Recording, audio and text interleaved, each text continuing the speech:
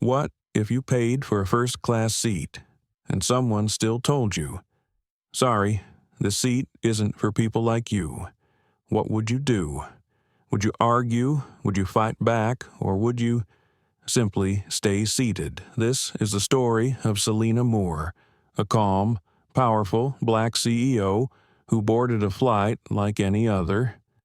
But 12 minutes after takeoff, a decision from a flight attendant would challenge everything: her dignity, her identity, and the very seat she rightfully owned. What happened next didn't involve yelling. It didn't involve protest signs or headlines. It involved silence, stillness, and something far more disruptive than noise-quiet power. Why did a video of her doing nothing spark global conversation? What did the captain see that made him defy protocol? And how did one woman's stillness shake an entire industry? Before we begin this journey, don't forget to like, share, and subscribe to Silent Defenders, where true stories of dignity and quiet resistance come to light. Now, lean in, because this is not just a flight, it's a turning point. The terminal air was crisp with anticipation, the kind that hums beneath fluorescent lights and polished glass, where the silence between boarding announcements stretches just long enough to make you check your gate again. Selena Moore didn't need to. She had flown this route dozens of times. Her black leather carry-on rolled soundlessly behind her as she moved through the jet bridge toward Flight 614 bound for Copenhagen. Her movements were practiced, efficient, the kind of quiet grace that comes from being watched her whole life. Every step deliberate, every breath controlled. She was dressed simply, as always. A charcoal wool suit jacket tailored to perfection, matched with tapered slacks and a white silk blouse. Her braids were pinned back neatly, revealing the soft strength of her face. No makeup beyond a touch of gloss, no jewelry beyond the silver wedding band she still wore, though she hadn't spoken to her ex-husband in nearly 2 years. Her seat was 1A, window, left side. It always was. As she stepped into the cabin, the scent of lavender and leather greeted her. First class was still quiet, only a few passengers seated. A middle-aged couple to her right murmured about hotel reservations. A businessman in 2B tapped nervously at a spreadsheet. One flight attendant, younger, gave her a soft smile. The other, older, did not. Selena nodded politely and made her way to her seat. She placed her bag overhead with ease, then sat. Her body sank into the plush leather, the familiar click of the seatbelt snapping into place like punctuation. She exhaled. The world outside the oval window blurred beneath a sheen of raindrops.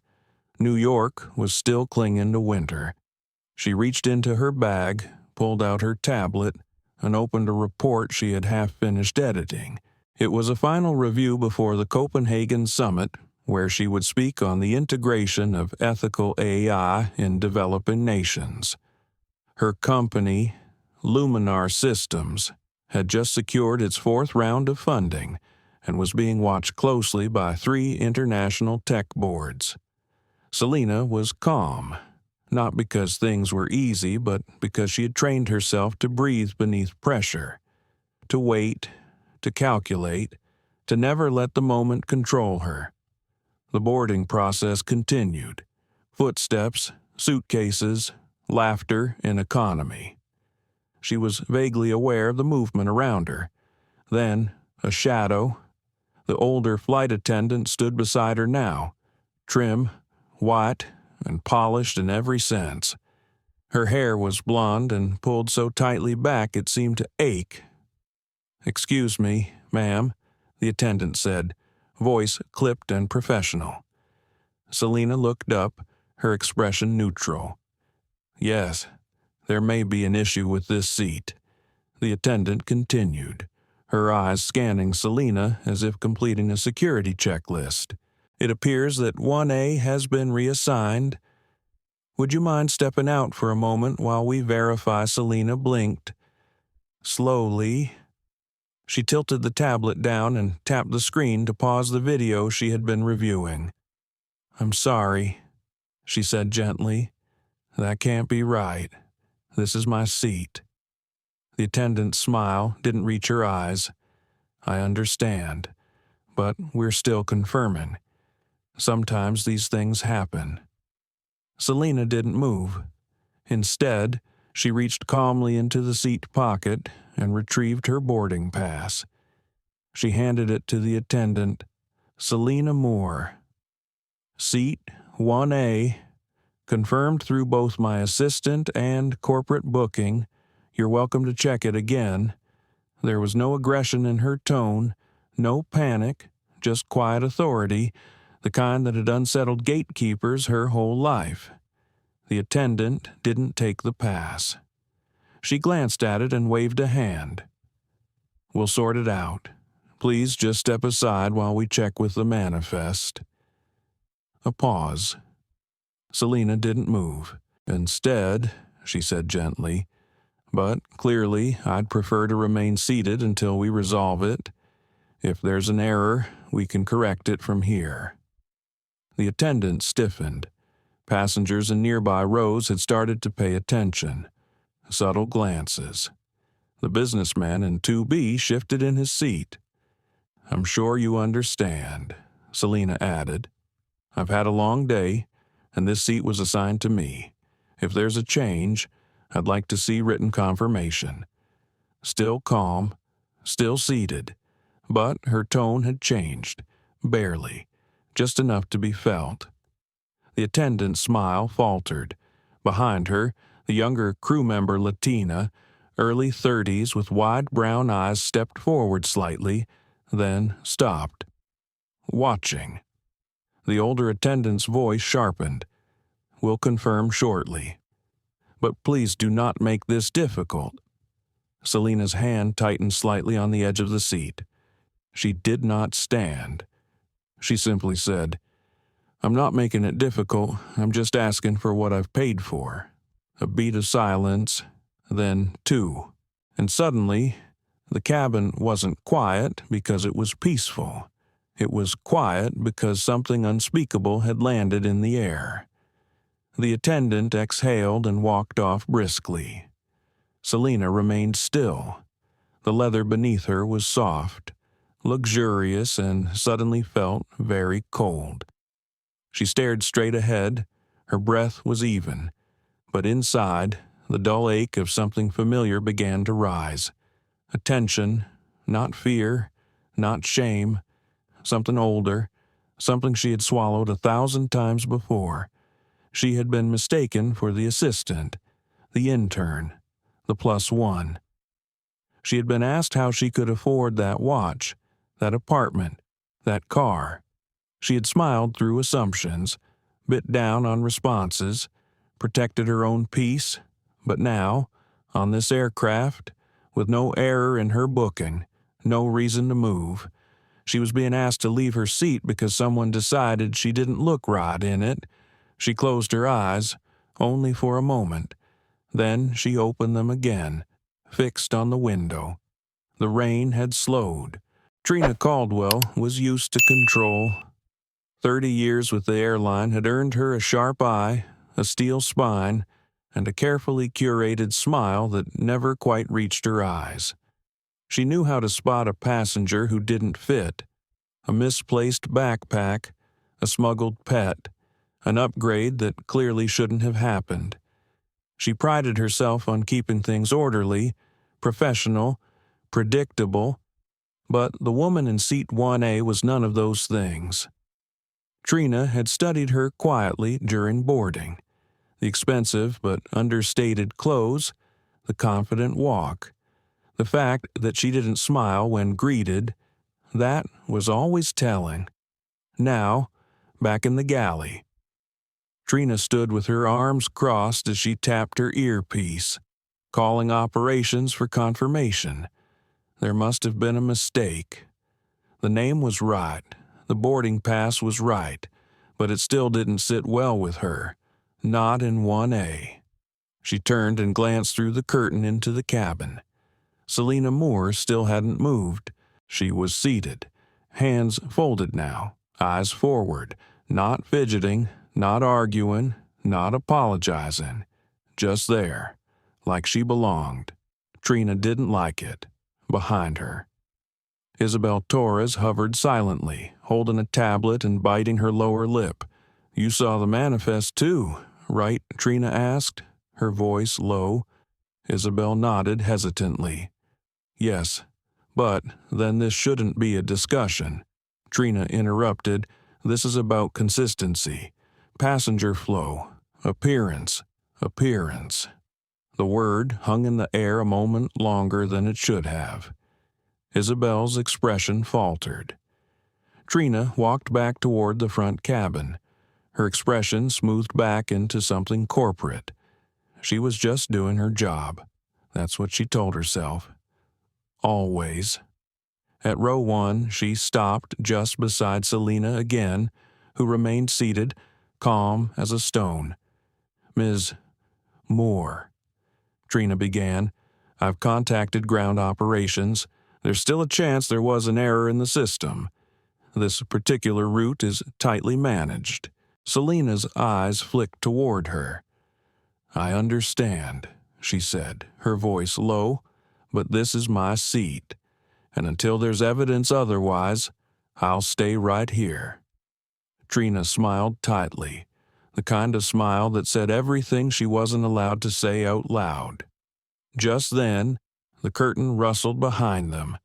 Another figure approached.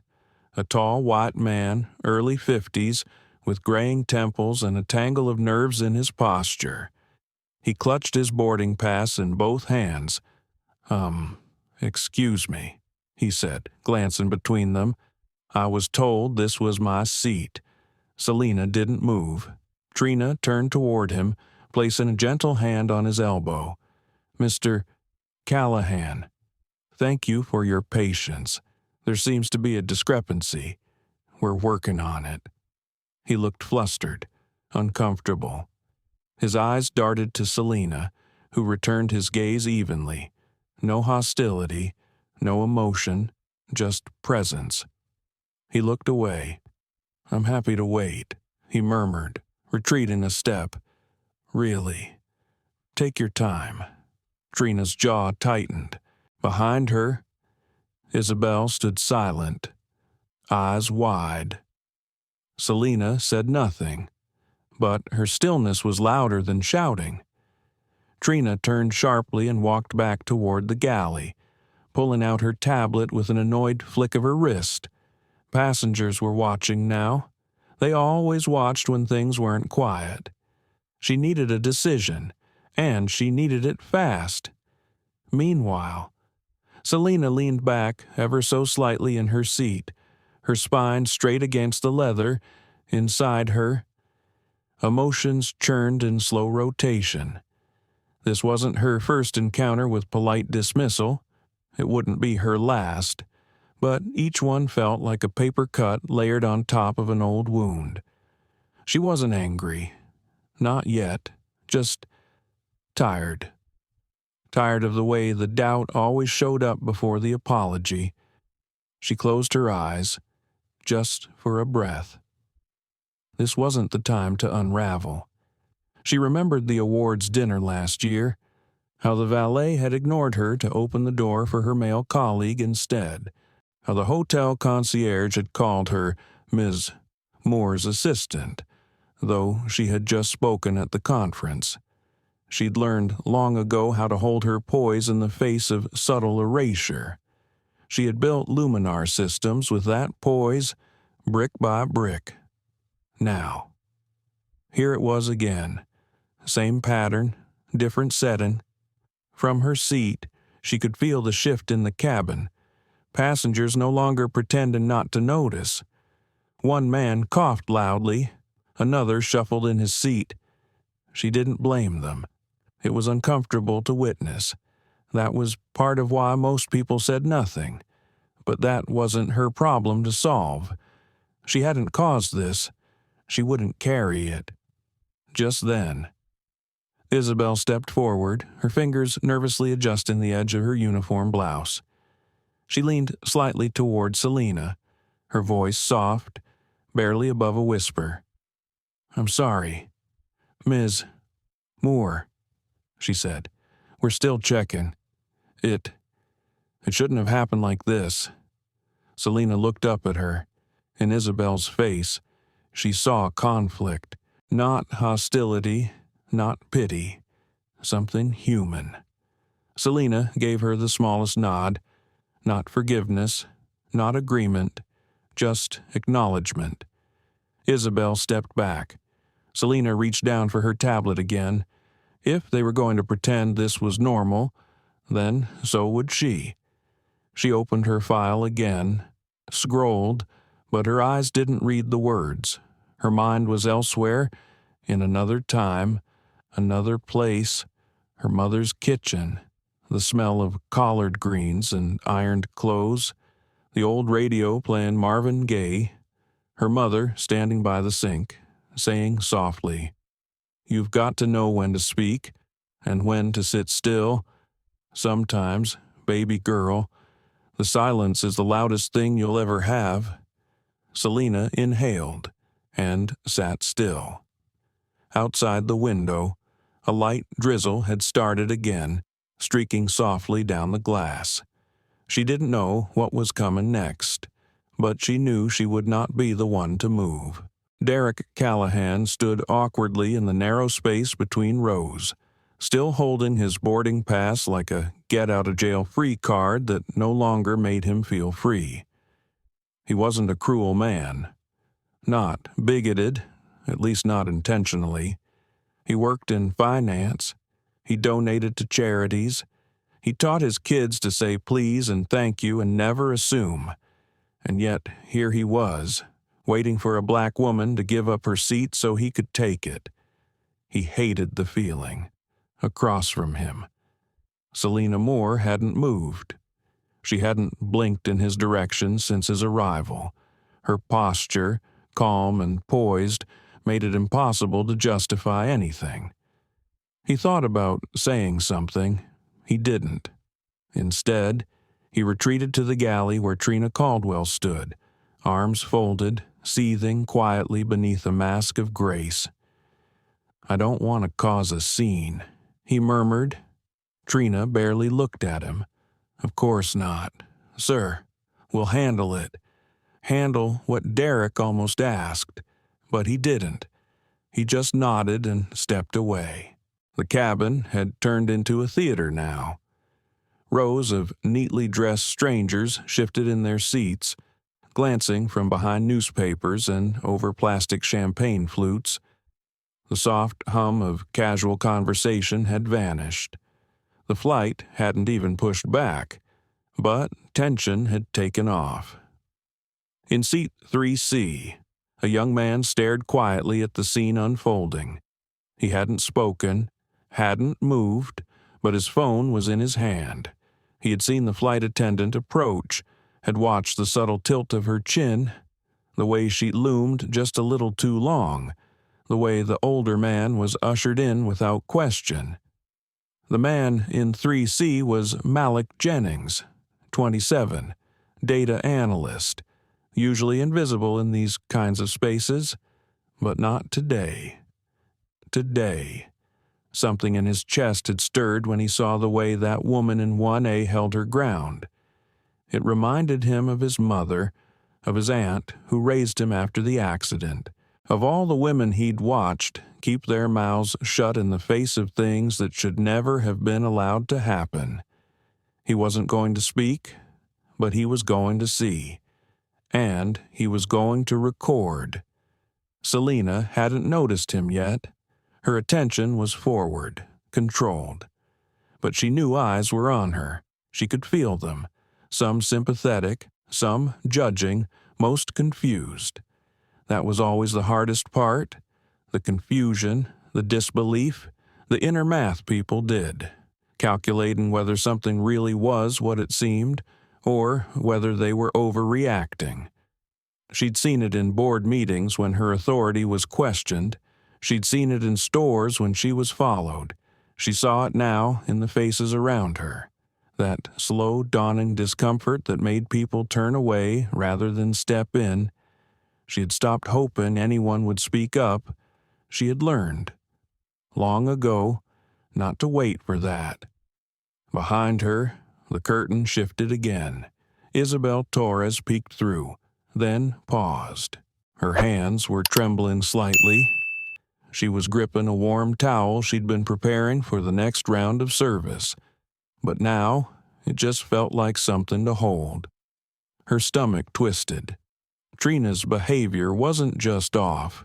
It was intentional. She had seen the way her supervisor glanced at the manifest, not even surprised, almost expectant. She'd heard her mutter that word again, consistency. It made Isabel's skin crawl. She didn't have the words, not yet, not in this moment, but she had eyes. She had ears, and what she saw didn't feel like protocol. It felt like a performance. And Selena Moore was being cast as a disruption for simply existing where she wasn't expected. In her pocket, her own phone buzzed. A group chat. Another crew member had noticed the tension and messaged, "Something's going down in 1A." You seeing this, Isabel didn't reply. She couldn't look away. Back at the front, Trina was speaking into her earpiece again. Her voice was lower now, laced with something more than just annoyance. She glanced back toward Selena, who remained motionless. There was a flicker of something in Trina's eyes, frustration, maybe fear, but also something colder. She turned to Isabel without speaking. Just a look. Isabel straightened. Her eyes widened slightly. The unspoken command was clear. "Get ready." Isabel hesitated. Selena, still seated, could feel the shift. Her instincts, long sharpened by subtle offenses and silent rooms, told her everything she needed to know. They were preparing to remove her, physically. The thought passed through her like a ripple. Would she resist? Would she stand? Would she go quietly, document it later, write an op-ed? Would it even matter? She didn't know. All she knew was that moving now would confirm something she didn't agree to, would make her a participant in a lie she didn't consent to. So she sat, and across the aisle. Malik's finger slid to the record button. The red light blinked to life. One silent witness. One lens trained on the truth. In the galley, Trina's voice sharpened. "She's refusing to comply," she said. "I'm escalating." And just like that, the situation shifted, from awkward to serious, from uncomfortable to dangerous. Selena closed her tablet. She folded her hands in her lap. Her heart was beating faster now, but her face remained composed. She'd been underestimated before. This wasn't new, but something in her chest ached. A quiet grief that even here, in a seat she paid for, in a role she earned, in a cabin designed for comfort, she was still a target, still seen as out of place, still expected to explain herself, to give up ground, to be grateful for the chance to try again tomorrow. She looked toward the window, her reflection faint in the curved glass. Rain traced the edge of the wing, and then, from just behind her shoulder, a quiet voice. "Excuse me, ma'am." It wasn't a question. It was a warning.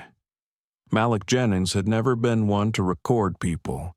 He didn't like how the world had turned everything into content. But this wasn't about clicks or views or going viral. This was about proof. He had watched too many things happen without witnesses. Too many people walk away without consequence. So he held the phone steady, just low enough to remain discreet, just high enough to see clearly. From his seat in 3C, he could see the tension building like a storm cloud in the front row. Selena Moore hadn't moved. She hadn't spoken again. But her presence had only grown louder in the silence. Trina Caldwell, on the other hand, was pacing. She walked a few steps toward the cockpit, then back to the galley, speaking into her headset, her mouth a tight line. Malik couldn't hear everything, but he picked up a few words: non-compliant, escalation, security protocol.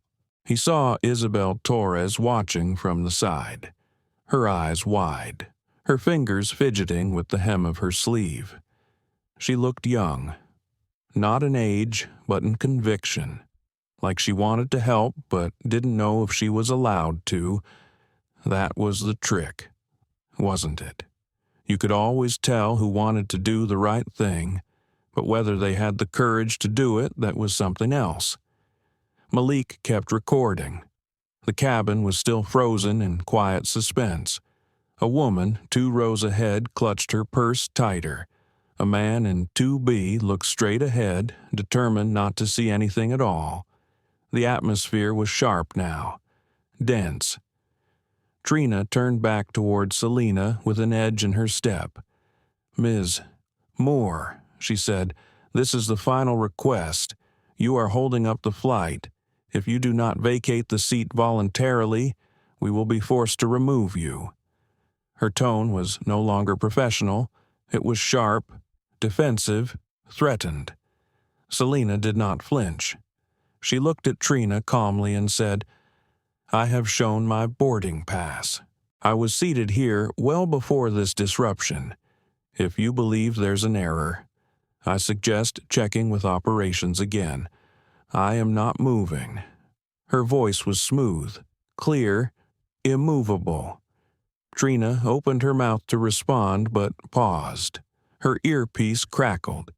She turned slightly away to listen, her jaw clenched.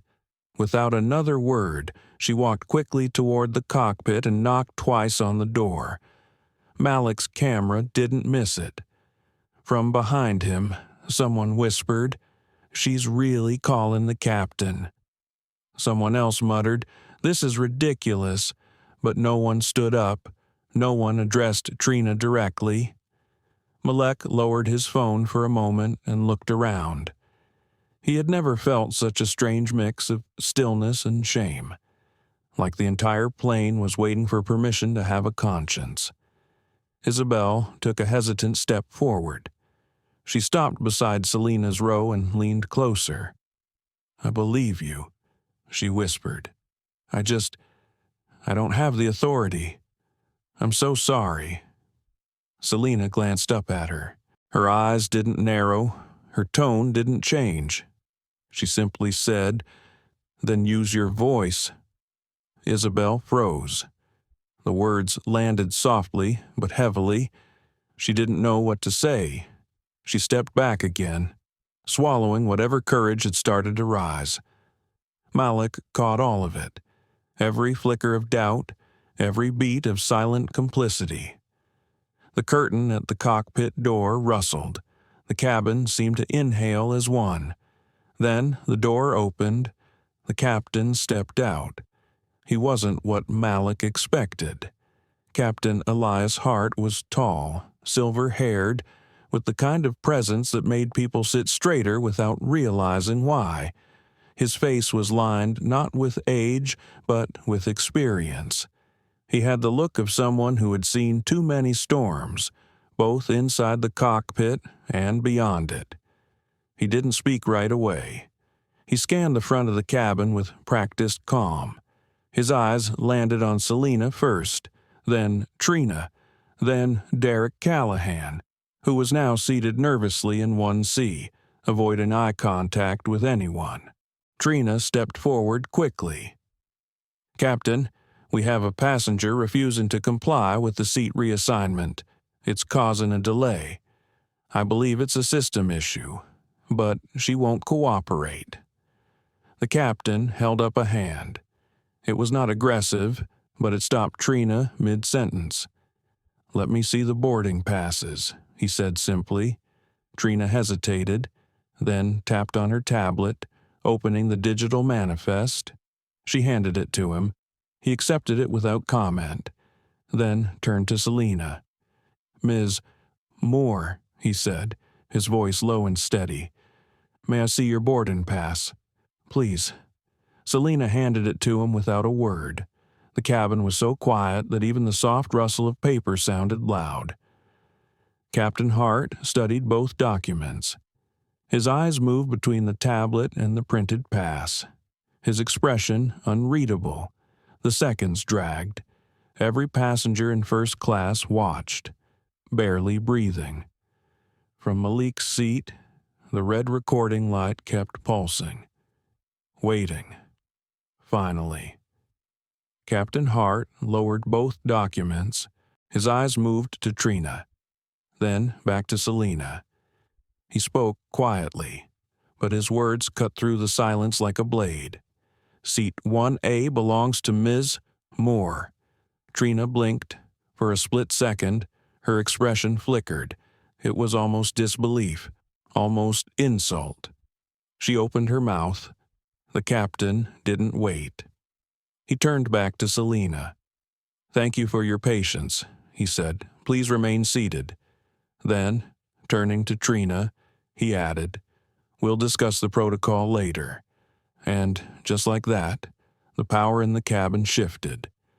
Selina let out the smallest breath, not a sigh, not relief, something deeper, like pressure releasing from the inside of a sealed jar. Trina's face had gone rigid. Behind her, Isabel looked down at her shoes, her cheeks flushed with something like shame. Captain Hart nodded once more to Selina, then returned to the cockpit without further ceremony.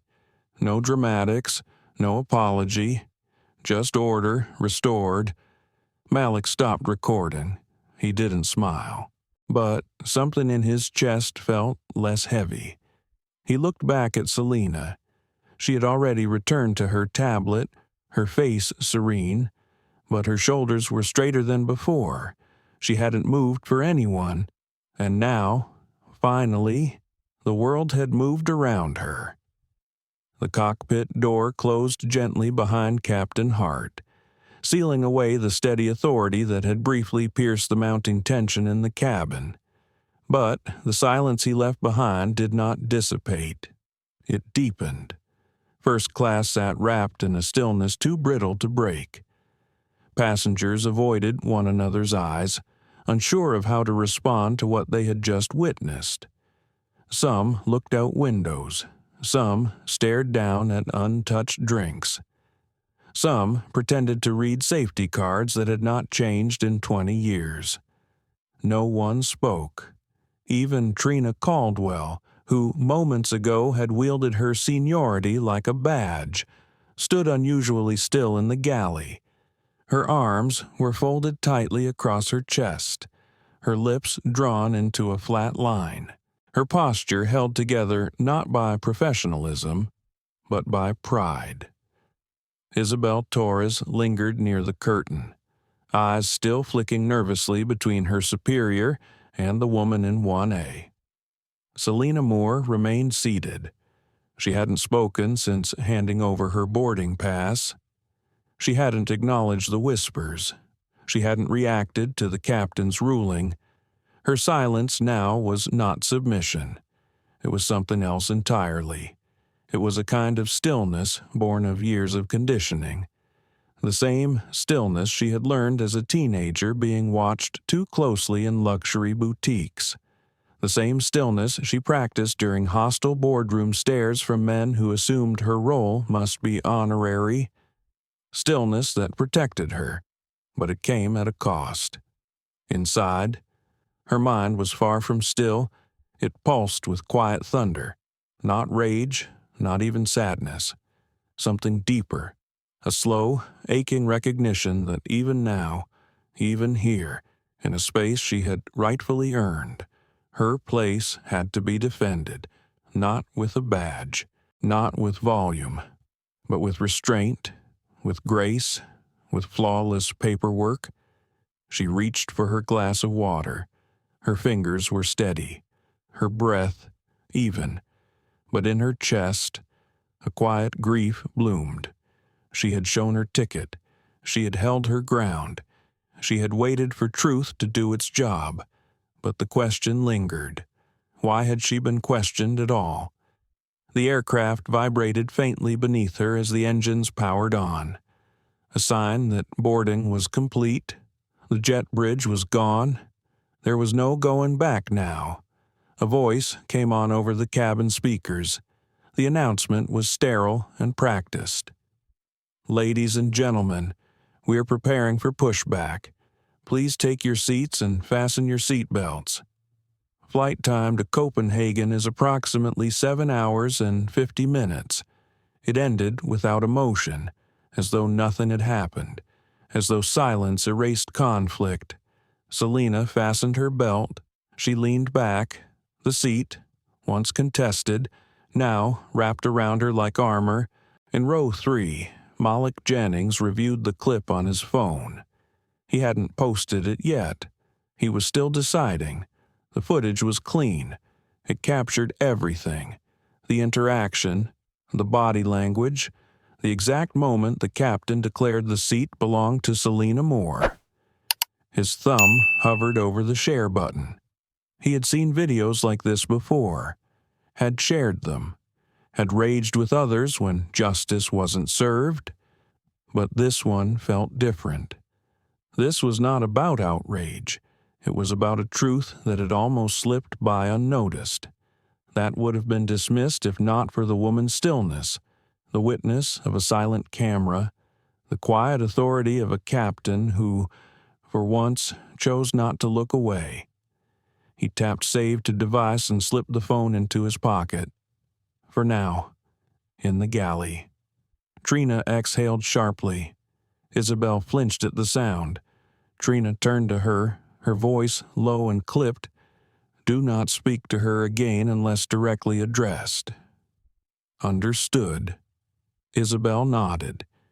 Yes, ma'am. She didn't believe the command was right, but she wasn't ready to push back, not yet. She returned to checking trays. Her hands moved automatically, but her mind replayed the look in Selina's eyes. Calm, knowing, not just hurt, tired. The kind of tired that comes from fighting quiet wars no one else sees. The kind of tired that cannot be eased with hot towels or corporate apologies. Back in her seat, Selina reopened her tablet. The merger proposal was still glowing on the screen. Charts, forecasts, deadlines, numbers that meant progress, that meant investment, that meant the work she had poured herself into for 15 years. But her focus was fractured. The words swam. She closed the file. She needed something simpler. She opened a blank note and typed 3 words. I am here. It wasn't a statement of geography. It was a declaration. She deleted the words just as quickly, not because they were wrong, but because they were enough. She didn't need more. Just then, Isabel walked past with the drink cart. She stopped at Selina's row, hesitated, then gently leaned in. Water? Ms. Moore, her voice was soft. Selina looked up. Yes, thank you. Their eyes met briefly, just long enough. Isabel handed over the glass, then moved down the aisle. It wasn't an apology. It wasn't absolution, but it was something, a flicker of courage behind trained professionalism. Selina sipped her water slowly. In her peripheral vision, she noticed Derek Callahan shifting in his seat across the aisle. He looked like he wanted to speak, but he didn't. He just kept glancing at her, then away, like he was rehearsing something in his head he wasn't brave enough to say. She turned her gaze back to the window. The aircraft had begun to taxi. The ground was moving beneath them. Soon they would lift into the sky, and this cabin would return to its usual rhythm, but not for her, not entirely. There was a weight now, not just from the incident, from what it meant, from how easily it had almost happened, how quickly the truth had been threatened by assumption, and how narrowly it had survived. The seatbelt sign chimed on, the lights dimmed, and in the quiet hush of departure, the cabin held its breath once more. But Selena exhaled. She was still here. Captain Elias Hart sat quietly in the cockpit, his hands resting on the throttle controls as the plane climbed toward cruising altitude. The sun was starting to break through the cloud cover, casting a faint orange glow across the sky. But his focus was not on the horizon. It was on what had just happened in his cabin. He had been flying commercial jets for over 20 years. Thousands of hours in the air, hundreds of routes. He had dealt with mechanical failures, unruly passengers, last-minute diversions. But this was different. This wasn't about turbulence or a faulty engine. This was about a choice. A moment where silence could have caused harm. He had read the manifest twice before stepping out. Watched the crew log, scanned the seating assignment. Seat 1A had always belonged to Selena Moore. There was no error, no last-minute swap, nothing technical to hide behind. The only thing in question was perception. And perception, in his experience, often determined outcomes far more than truth. Beside him, his co-pilot, Rajiv Patel, glanced up from the control panel. "You good?" Captain Elias nodded once. "Yes, just thinking." Rajiv didn't press. He could feel the weight in the older man's voice. It wasn't about flight paths. Elias had spent his life keeping emotion out of the cockpit. That was part of the job. Precision, calm, detachment. But back there, in that cabin, he hadn't been able to detach. He had seen it too many times, the slow erosion of dignity disguised as policy. He leaned forward and pressed the intercom button. "Ladies and gentlemen, this is your captain speaking. We've reached our initial cruising altitude. You're free to move about the cabin. Our crew will be with you shortly to begin meal service. Thank you again for choosing us." His voice was measured, but inside, he was restless. Back in the cabin, the lights had shifted to a soft amber glow. Passengers began to stir. Some unbuckled their belts. Others reached for laptops or opened novels. The tension had settled, but not disappeared. Selena Moore sat motionless. She had not slept. She had not even tried. Her mind was too full. She stared at the screen of her tablet, not reading, just watching the cursor blink in the corner of a blank document. She had opened a note titled Statement. She did not know yet if it would become one. She heard the clink of glassware as Isabel Torres prepared the drink service. From the occasional whispers, she could tell that something had shifted in the way people looked at her. Not openly, not rudely, just more carefully, as if they now knew she was a woman to be handled with caution. Selena didn't want fear. She wanted fairness. She wasn't looking to make a scene. She never had been. But she knew what people thought when someone like her demanded a place. Difficult, aggressive, disruptive. She had built an entire career on being undeniably excellent just to avoid those labels. And still, they found her from across the aisle. Derek Callahan finally spoke. "I just want to say, I didn't mean for that to happen." Selena turned to him slowly. Her expression was unreadable. "You didn't mean for what to happen." His mouth opened, then closed. He looked down at his lap. "I didn't know the seat was already assigned. They just told me it was mine." Selena nodded once. slowly, and when you saw me sitting there, Derek hesitated. I thought maybe they made a mistake. I figured they'd sort it out. She held his gaze. Do you think they would have asked you to move if I had arrived after you? He blinked. His lips parted, but no answer came. She waited, then turned back to her tablet. That's what I thought. The conversation ended not with anger, but with truth. And truth, in that quiet cabin, rang louder than anything else. Malik Jennings, still in 3C, watched it all unfold. He hadn't resumed recording. He didn't need to. What mattered had already been captured. He opened his phone, tapped into a private group chat of close friends, and sent the clip. Captioned only, "This happened today."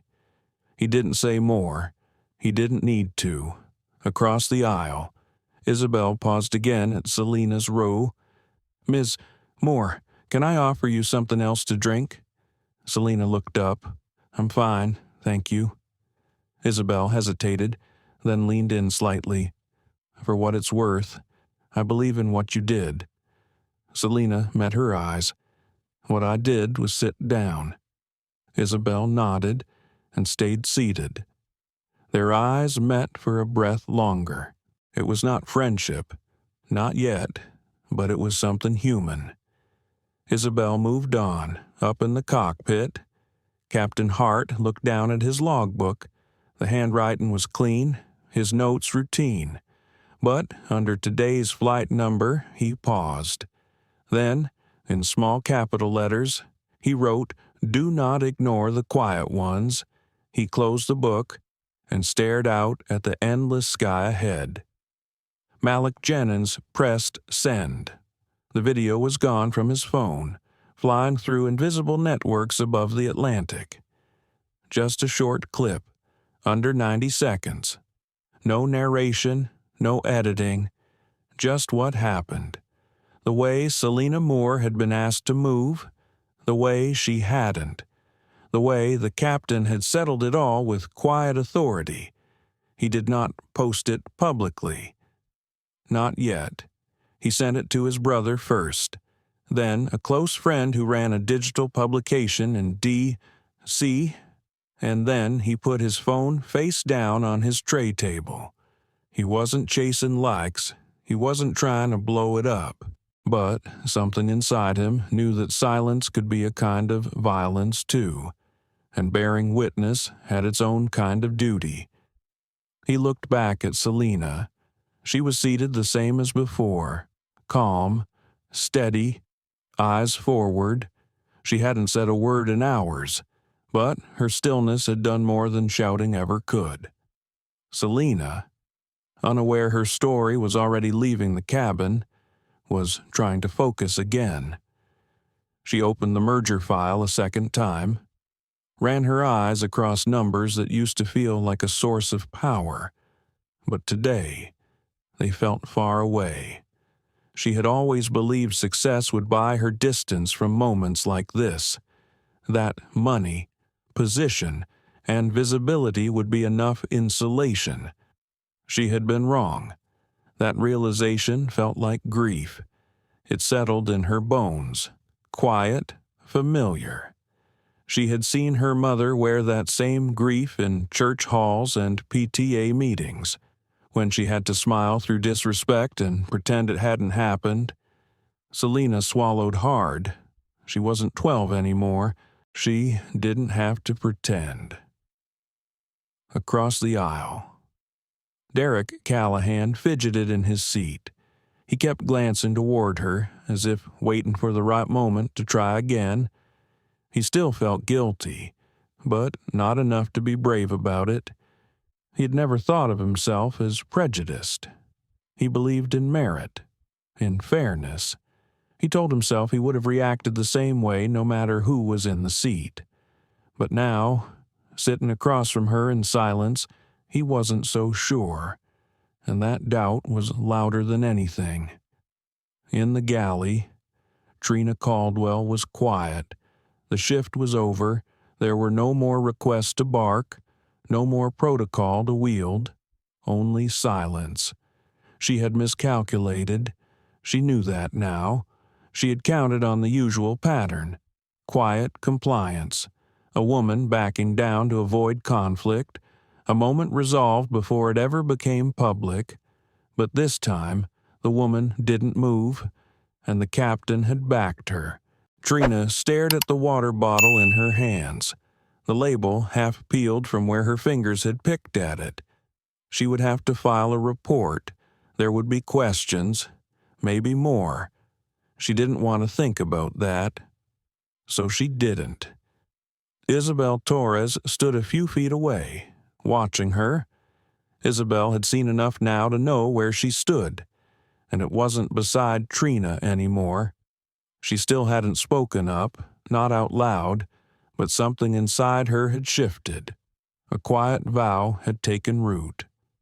The next time it happened, she would not stay silent, because the look in Selena Moore's eyes still lingered in her mind.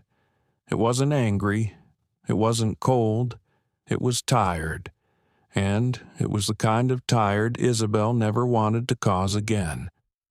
In row 5, an older woman opened her phone after hearing the seatbelt sign chime off. A notification caught her eye, a forwarded clip. She pressed play without thinking. She watched the entire scene unfold: the request, the refusal, the silence, the captain. She turned the volume down and watched it again. Then she sent it to her niece, and her niece sent it to her group chat. By the time the plane had reached the midpoint of its journey, the video had already landed, not just on one phone, but dozens, and from there, dozens more. In a newsroom in Atlanta, Malik's friend, Sierra Ray, opened the message he had sent with a short caption.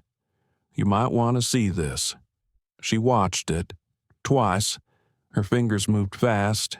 She clipped it, branded it with her outlet's watermark, reached out to verify the source, and then she wrote the headline, "Black CEO asked to vacate first-class seat. Her response silences the cabin." She paused, then hit publish. She knew it would spread, because it said something everyone had felt: that success does not shield you, that sometimes dignity has to be defended even at 35,000 feet, and that justice, when it comes quietly, still changes everything. Back on the plane, Selena didn't know any of this yet. Her phone was in airplane mode. She was finally dozing off, her cheek resting gently against the seat back. Her dreams were quiet, but her presence still echoed down the aisle. No one had approached her again. No one dared, not because they feared her, but because the illusion had broken. She didn't need to prove her place anymore. She had simply kept it, and in doing so, reminded everyone around her what power looked like. It wasn't loud. It wasn't cruel. It didn't come in a uniform or a raised voice. It came in stillness, in certainty, in knowing exactly who you are and refusing to shrink. Outside the window, the sky had gone from soft blue to deep violet. The world beyond the clouds was vast, and the story they were carrying was already moving faster than the jet itself. The wheels touched down at Copenhagen International Airport with a soft jolt. The cabin exhaled. Travelers shifted upright, adjusting their seats and belongings, already preparing for the rhythm of arrival. Laptops closed, jackets tugged from overhead bins. The shuffle of normalcy returned, but the air was different. As the plane taxied toward the gate, whispers floated down the aisle, not about connecting flights or lost luggage, but about the woman in seat 1A, about what had happened, about what might still be happening beyond the cabin. Selena Moore hadn't spoken a word since waking up an hour before landing. She had quietly accepted a breakfast tray. She had thanked Isabel when she brought her a fresh glass of orange juice. She had smiled, briefly, when a child 2 rows behind her peeked between the seats with curious eyes. But, mostly, she remained still, watching, waiting. She felt it in her gut. Something had changed. When she retrieved her phone and took it out of airplane mode, the screen lit up with a storm of notifications, messages, missed calls, emails, mentions. A text from her assistant popped up first. "You're trending." She blinked. Another message followed, a video, from a man named Malik Jennings. Selena opened it, and there she was, on screen, in frame, sitting calmly while being told to leave her seat. Her own face, her voice, played back at her. Then the captain, the resolution, the quiet. She watched the clip in full, and when it ended, she simply stared at the black screen. She had not asked for attention. She had not invited it. But attention had arrived anyway. She glanced toward Malik's seat. He had stood and was retrieving his carry-on from the overhead bin. He noticed her watching. Their eyes met. He gave her a nod, not the kind that asked for anything, not a request for credit or acknowledgement, just a nod between 2 people who had seen the same thing and refused to pretend they hadn't. She returned the gesture. Passengers began to disembark. Some nodded to her as they passed. One woman, maybe in her 40s, paused and said quietly, "You shouldn't have had to go through that. Thank you for holding your ground." Selena replied with a quiet, "Thank you."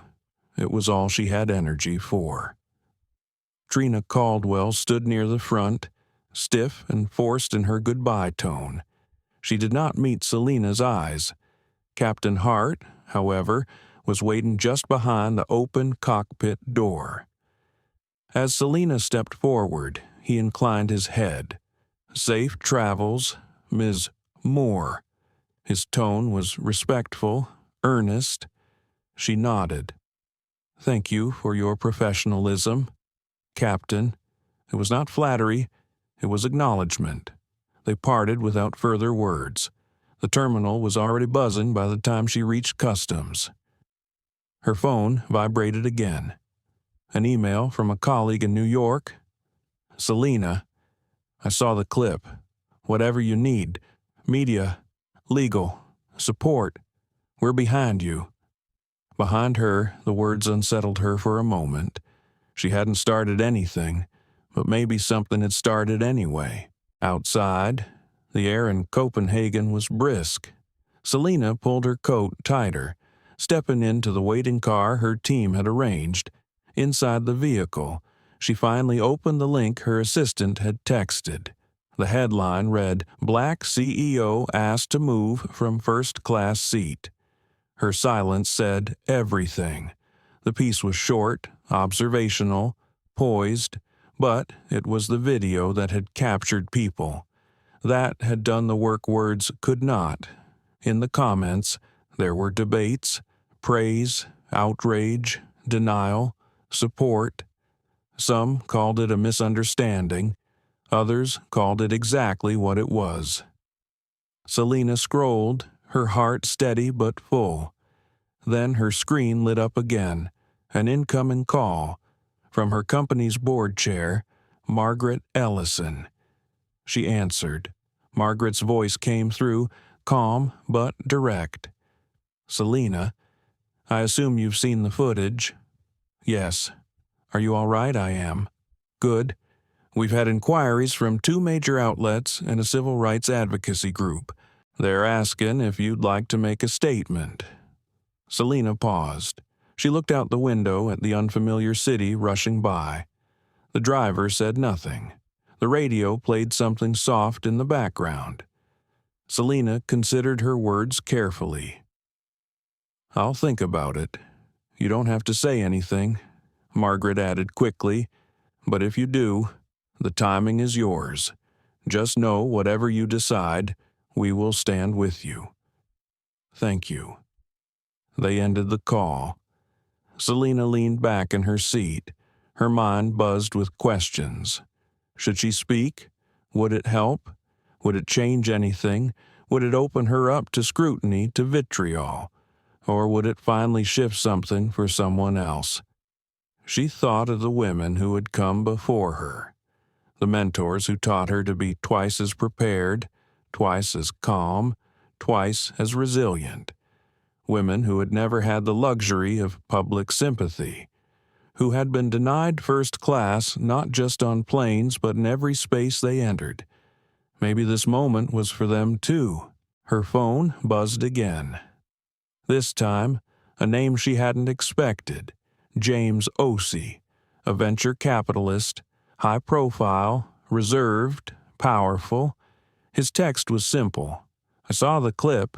We need to talk." Selena stared at the message, then tucked the phone in her lap. The car continued toward the hotel, and though her body was tired, her mind was suddenly clear. She hadn't planned to become a story, but now that she was one, she would make sure it had a purpose. The hotel room overlooked a quiet canal, its still waters reflecting the pale light of a cloudy Copenhagen afternoon. Selena Moore stood by the window, arms crossed, her phone resting on the small table behind her. She hadn't touched it since the car ride. She needed the silence. It was strange. She had spent the last 10 years juggling noise calls, pitches, deadlines, boardroom politics, but now, when the world had finally decided to listen, she found herself craving stillness. The knock on the door startled her, not sharply, but enough to pull her from her thoughts. Room service. She thanked the attendant, accepted the tray, and set it down beside the phone. Coffee, toast, some kind of berry preserve. She wasn't hungry. Her eyes returned to the phone. James Osei. They hadn't spoken in almost a year, not since a tense round of funding negotiations where they had walked away from each other on principle. He had respected her stance, but their relationship remained distant. Until now. She sat down, folded her hands on her lap, and called him. He answered on the second ring. "Selena, James." There was a pause. "You're probably exhausted," he said. "Not as much as you'd think." Another pause. "I watched the clip," he added. "All of it. I watched your face when they asked you to move. You didn't flinch. You didn't raise your voice. You just sat there. What did you see? I saw the future." That caught her off guard. "James, what are you saying?" He leaned forward, though she could not see him. This wasn't just an incident. It was a mirror. It showed us everything we need to understand about where power still lives and how fragile it is when it's held by the wrong hands. You showed the world what controlled power looks like. Quiet power. That is more rare than people think. Selena didn't respond right away. She looked out the window again. A cyclist passed on the path below, scarf billowing behind him in the wind. James continued, "I have partners in London." One of them forwarded the clip to me. Said he hadn't seen anything that compelling since the congressional hearings last spring. And here's the thing. It wasn't just you sitting in that seat. It was what that seat represented. He paused. "I want to talk about building something." Selena raised an eyebrow. "Building what? A fund, a platform, a coalition. Call it what you want, but something long-lasting. Not just a reaction to this moment. A structure that elevates women like you, black leaders like you, people whose presence makes others uncomfortable not because they are wrong, but because the system has been wrong for too long." She considered his words carefully. You think people are ready to back that they're not, but they're listening, and sometimes listening is the first crack. Selena stood and walked slowly toward the window, phone to her ear. You want me to become the face of this? I want you to become the force of it. She let the words settle.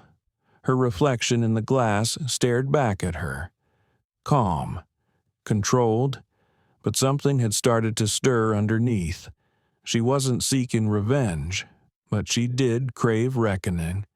She thought of Isabel's quiet shame, of Trina's defiance, of Derek's discomfort, of the captain's careful choice, of Malik's steady phone, and of every woman who had ever been asked to shrink to make others comfortable. "It's too soon," she said finally. "I haven't even unpacked. I haven't had a moment to understand what this has become. James didn't push, then take the time. But know this, when you're ready, the door's open, and you won't be alone." He meant it. She could hear it in his voice. "Thank you, James. No, thank you for not standing up." They ended the call. Selena placed the phone down gently. She walked to the bathroom, washed her face, and stared at her reflection. She didn't feel like a symbol. She felt like a woman who had wanted to fly in peace. But maybe symbols were just people who got caught doing the right thing when others were watching. Her phone buzzed again. This time, it was Isabel. A short message. "Just wanted to say thank you. I'm not sure I'll stay in this job, but I will never forget what I saw." Selena smiled, a little sad, a little proud. She wrote back, "You don't have to stay, but you do have to stay brave." And then she turned off the phone, just for a while. Let the world wait. Outside, the canal remained still, but somewhere far beyond, a ripple was growing. Selena Moore sat at the desk in her hotel suite, staring at the blinking cursor on her laptop screen. The world was waiting for a response. Every inbox she opened was full of interview requests. Her company's PR team had offered to draft something for her, but she had politely declined. If this was going to be said, it would be in her own voice. She had spent years crafting language for investors and boards. She knew how to be polished, how to use corporate terms that sounded respectful while saying very little. But this moment didn't call for polish. It called for clarity. She took a breath and began to type. "I didn't plan to make a statement because I didn't expect to become a headline. What happened to me on that flight was not extraordinary. It was all too ordinary. A seat was questioned. A presence was challenged. A person was asked to move. That person was me." She paused and read the words again. They sounded like truth, not anger, not performance, just fact. She continued, "I was asked to give up something I had earned, not because of a mistake, not because of a system error, but because someone looked at me and saw a question mark where there should have been a period." That line made her pause. She leaned back, letting the weight of it settle. Across the room, the late afternoon sun stretched across the floor, fading into shadows. Her coffee had gone cold, untouched since breakfast. Selena turned back to the screen. For those wondering what I felt in that moment, I felt nothing new. I felt the echo of every meeting where I had to reintroduce myself. I felt the weight of every room I entered where I was assumed to be the assistant, the intern, the mistake. But I also felt something else. I felt the presence of the women who taught me to sit tall, to hold eye contact, to speak when necessary, and to be silent when it speaks louder. She stopped again. Her hands trembled slightly as she reached for the mouse. She scrolled back to the top of the document. No edits. She wasn't rewriting, She was remembering. A notification popped up, a message from Malik Jennings, just 2 words, "Thank you." She replied, for what? A few seconds passed, then his answer came, for not letting it slide. She smiled, then she returned to the statement. She was nearly finished. I did not resist, I simply remained seated. And in doing so, I remembered who I was. Not a problem, not a disruption, but a presence that mattered. She added one last line before closing her laptop. I didn't raise my voice. I raised the standard. She saved the document. Then she emailed it to her communications lead with a short message, "Run it as is, no edits." She stood up and walked to the window. Copenhagen's skyline was still unfamiliar. Bicycles zipped past cobblestones. Streetcars clanged quietly in the distance. She could not see them, but she could feel people starting to listen. Really listen. Her phone buzzed on the desk behind her.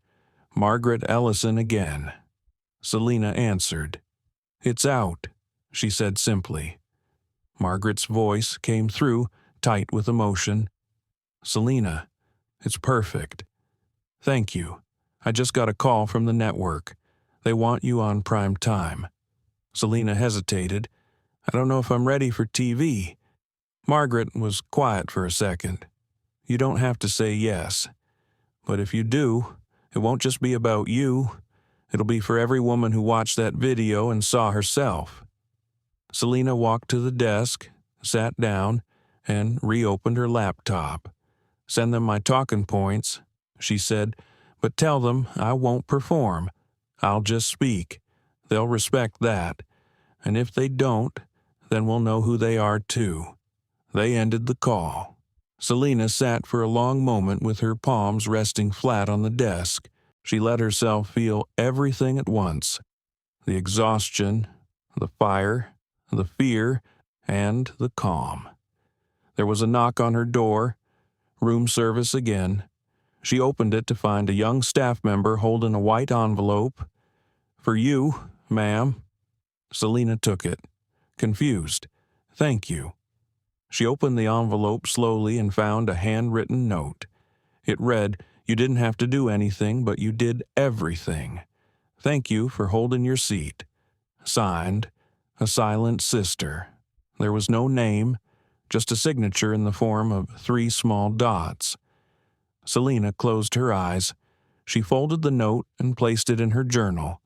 She would carry that with her. Maybe more than the headlines, more than the coverage. That anonymous voice said it best. Sometimes the most powerful thing you can do is simply not move. That night, the statement went viral. Within minutes of being posted, it spread through every major platform.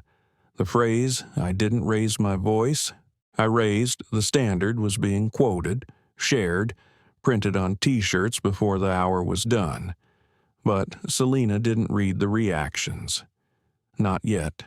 She brewed a fresh cup of tea, pulled a blanket over her shoulders, and sat near the window. She let herself breathe, because tomorrow, the real work would begin. Selena Moore woke up to the sound of her phone vibrating across the marble nightstand.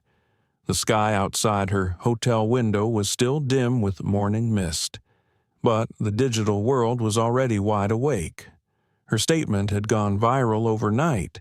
Tens of thousands of comments, hundreds of articles, 3 invitations to speak at upcoming leadership conferences, 2 cable news producers asking for exclusives. Her LinkedIn inbox was flooded, but so was her voicemail, and not all of it was kind. She scrolled through a list of messages, some filled with gratitude, others filled with warning. One simply said, "Go back to your lane." She let the words slide off her like water on glass. This was the cycle she knew too well. First, they doubt you, then they watch you, then they celebrate you, and finally, They challenge your right to speak again. But Selena had never been afraid of cycles. She had just learned how to break them. She opened her email and began replying to the messages that mattered. Her company's head of communications had drafted a press kit. The marketing team had created a new web page for people wanting to learn more about her story. Even her alma mater had reached out, asking if she would consider delivering this year's commencement address. Then came a meeting request from Margaret Ellison, marked urgent. They met on a secure video call, both of them still in casual clothes and coffee in hand. Margaret spoke first. I wanted to give you a heads up before the board meeting today. Some stakeholders are concerned about the visibility this has brought. Selena nodded, not surprised. Concerned how they're asking whether your presence in the media may create distractions, whether the company should release a neutral statement, whether we should her voice caught distance. Selena sat quietly for a moment. And what do you think I think? This company exists because you built it. From nothing. You didn't buy your way in. You didn't inherit a legacy. You made one. So, if they want to talk about distance, they better start measuring how far they'd fall without you. Selena's face softened. She rarely let herself feel moved during business calls, but this one was different. Thank you. Margaret, you don't have to fight this alone. I'm not the only one in that room who sees the truth.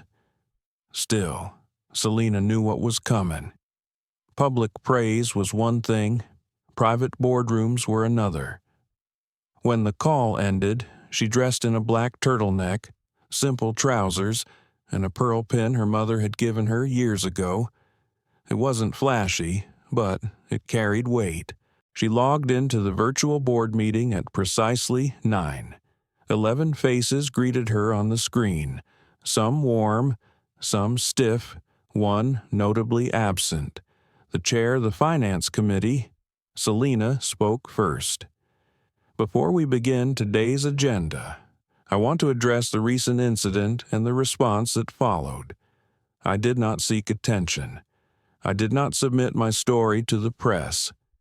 I merely existed in a space that was mine to occupy. No one interrupted. She continued. The attention was not requested, but it has revealed something larger than me, and I do not believe silence serves this company's values, or its mission. She paused, letting that settle. If anyone feels that my presence in the public sphere is detrimental to our work, I invite you to speak now. There was a moment of quiet. Then one of the younger board members spoke up. Selena, I watched the clip. I read your statement. I forwarded it to my daughter. She said it made her feel like she could take up space at her new job. That's not a distraction. That's leadership. Another voice chimed in. I may not agree with every post out there, but let's not forget our revenue has increased by 17% since this story broke. People trust the face they see, especially when it refuses to flinch. One by one, the voices joined. By the end of the meeting, there was no vote needed. The company would not distance itself. It would lean in. Selena signed off the call and sat back in her chair, letting the moment wash over her. Her heart wasn't racing. It was steady. Later that afternoon, she received a call from Captain Elias Hart. She hadn't expected it. Selena, he said, I wanted to check in. I've received internal messages. They're launching a review of protocol, training, bias response. She raised an eyebrow. Because of what happened, because of what people saw. He hesitated. I hope I didn't overstep that day. I just couldn't pretend it was business as usual. You didn't overstep, Captain. You stepped up?" He chuckled. "Well, then, I guess we both stayed in our seats." They ended the call with mutual respect. That evening, Selena opened her notebook. Not the digital one, the real one. She flipped past pages filled with notes on valuations and product launches and timelines.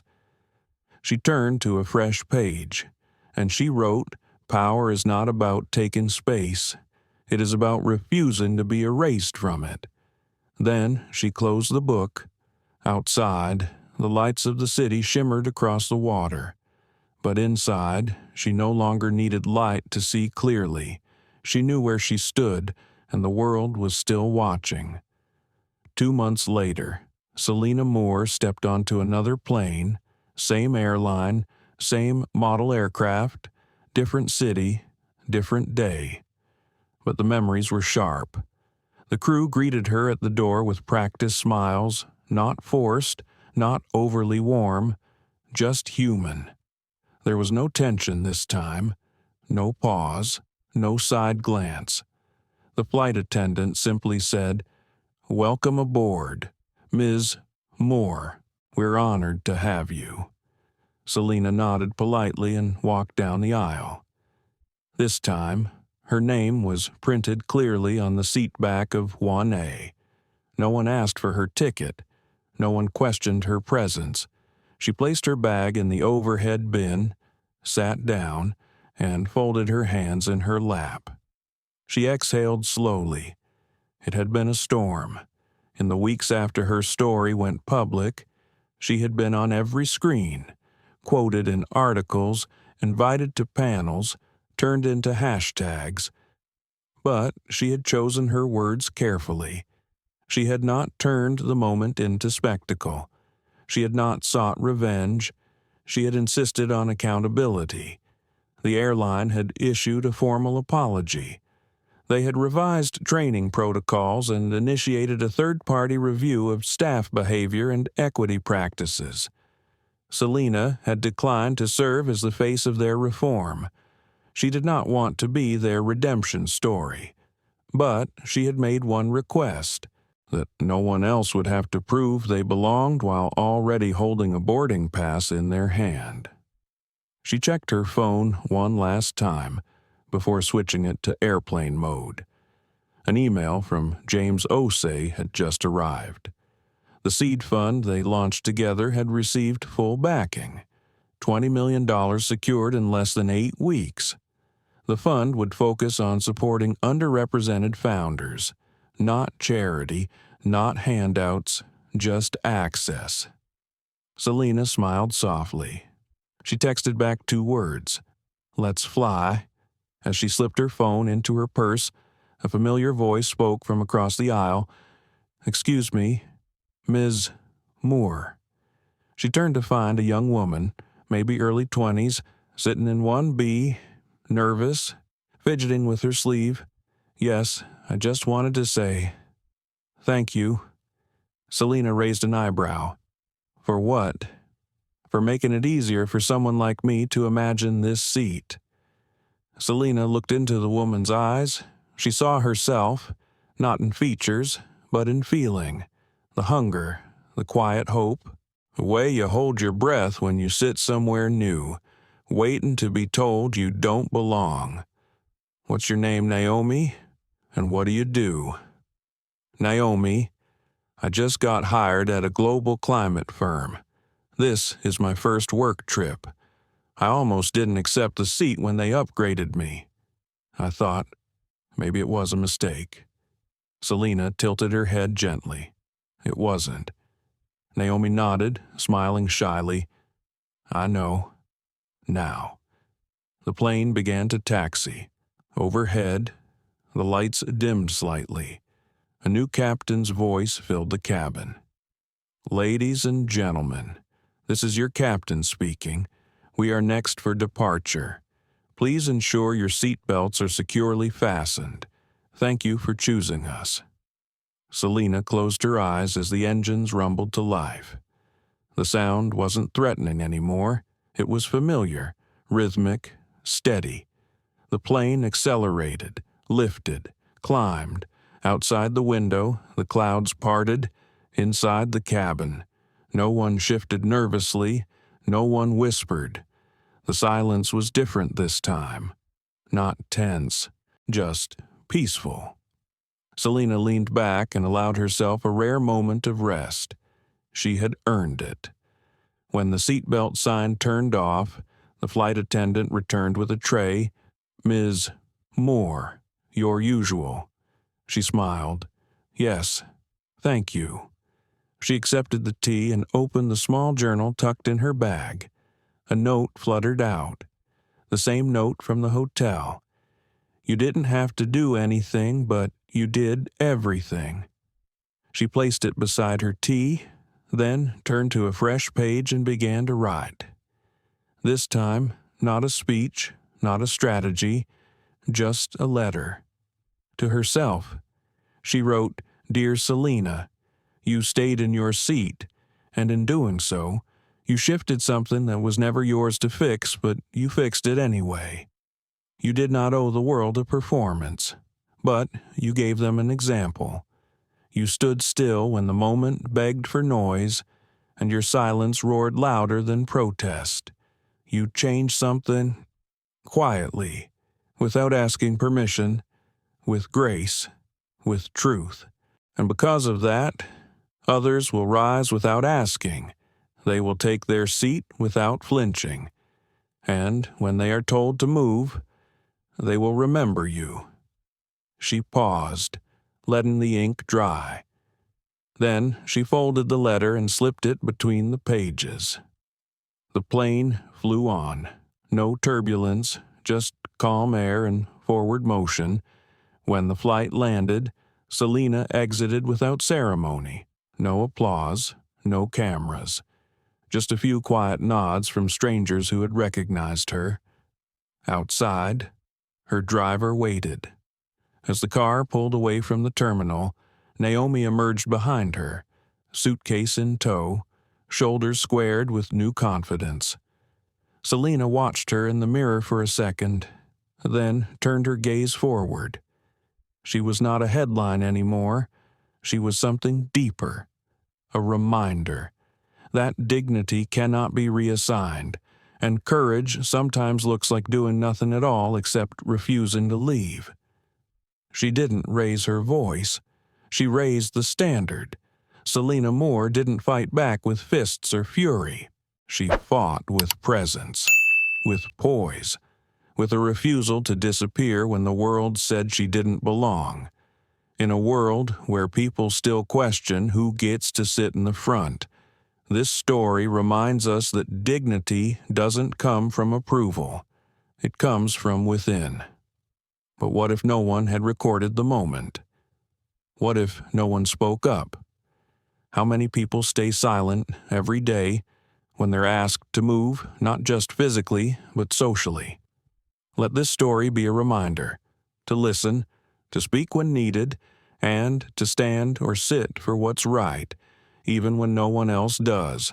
To the Isabels who notice, to the Maliks who document, to the Selenas who don't flinch, we see you, we thank you. If this story moved you, if you believe every person deserves respect, no matter where they sit, then, like this video, share it with someone who needs to hear it, and subscribe to Silent Defenders for more true stories of justice, power, and quiet courage. Because next time, it could be your story we tell.